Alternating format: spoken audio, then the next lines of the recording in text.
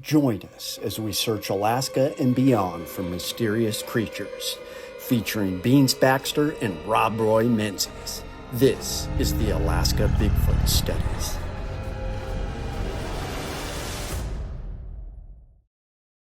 Greetings all and welcome to the Alaska Bigfoot Studies. I have really enjoyed doing this series.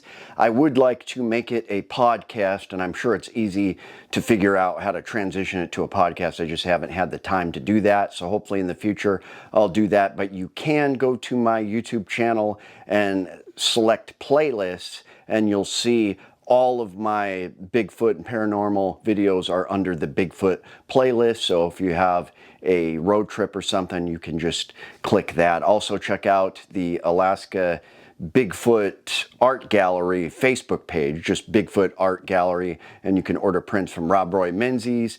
Check out alasquatchpodcast.com and you can order one of Bean's books. But I've been seeing a lot of stuff on social media lately, and one interesting aspect I have gotten from hanging out with Beans and Rob is they've been in this business a lot longer than I have.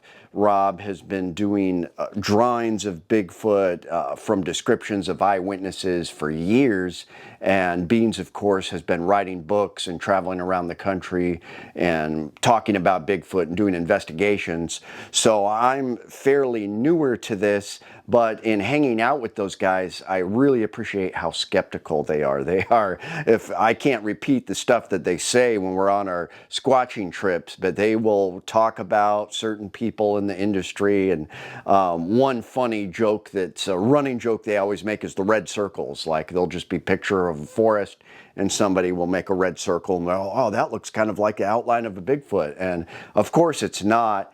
You know, there's a term for that, seeing shapes that we want to see in, natural occurring things in nature. But it's interesting how prevalent it is in the whole Bigfoot community.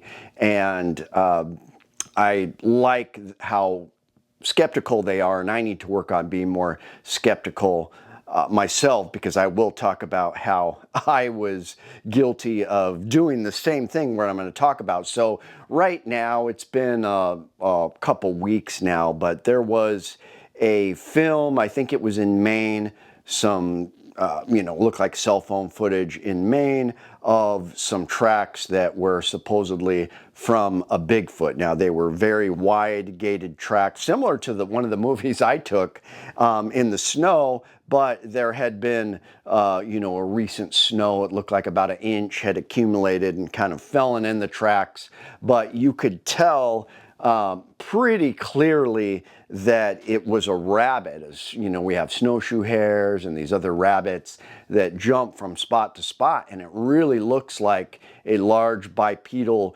creature's tracks just doing these big tracks through the snow.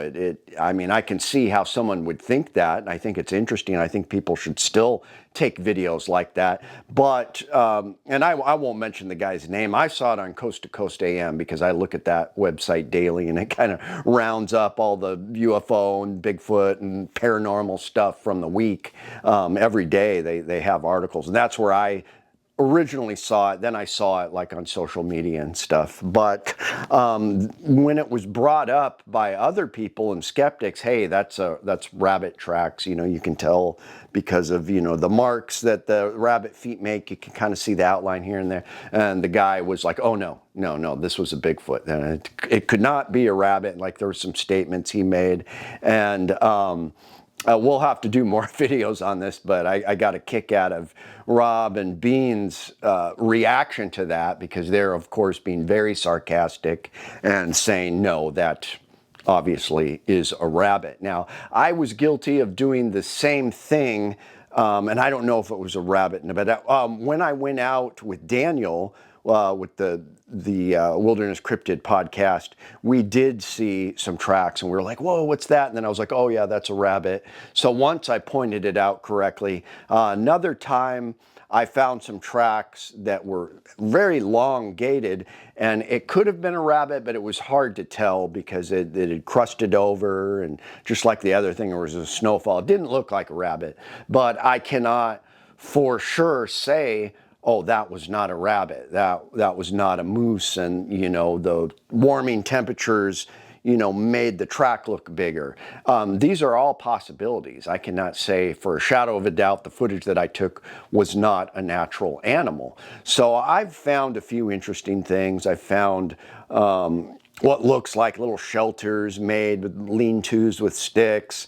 In the summertime, kind of imprints in the grass, in the forest, in the mud. I found some large tracks, but none of them had like distinct ape toes or anything. Could have been a bear, could have been something, and then just time had eroded away. So I haven't found anything you know, really incredible, I feel, just interesting things. I'm going to keep looking. I think the biggest piece of evidence I have found, or I've seen personally, was the upside down trees on Prince of Wales Island. And we'll talk about that more. And Daniel has researched, I know I read about that they had some similar trees in the Matsu Valley, so we're going to try to find those. We did get a lead. If you guys have any leads on those trees, please comment below or email me.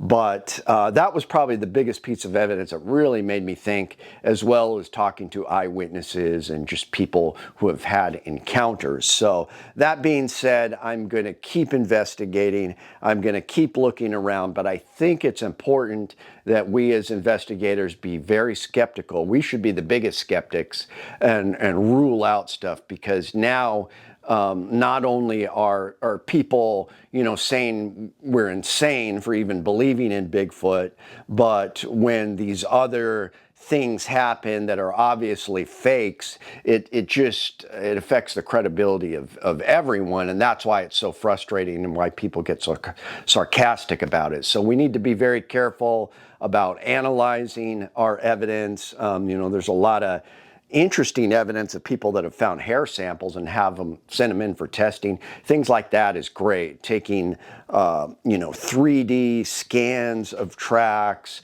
even the old school plaster of Paris tracks. I'd like to do some stuff like that. So as we get closer to spring, we're going to have some really good investigations and expeditions. And actually, I will be going out with Beans here in the next month, so we're really excited about that. But thank you all for tuning in, and just remember to be skeptical. Remember to raise questions when we get really good evidence. It's really fun, but all of these obvious fakes just kind of ruin it for everybody. So wanted to do a video addressing that. That being said, I'm really excited for another season of camping and investigation and hikes and looking for this cryptid. It's very interesting. I do believe it's real, just from all the accounts and sightings we have and lore that go back hundreds, if not thousands of years in North America. So really interesting. Thanks for tuning in. I'll keep the videos coming. It's Chook, your friend in the field.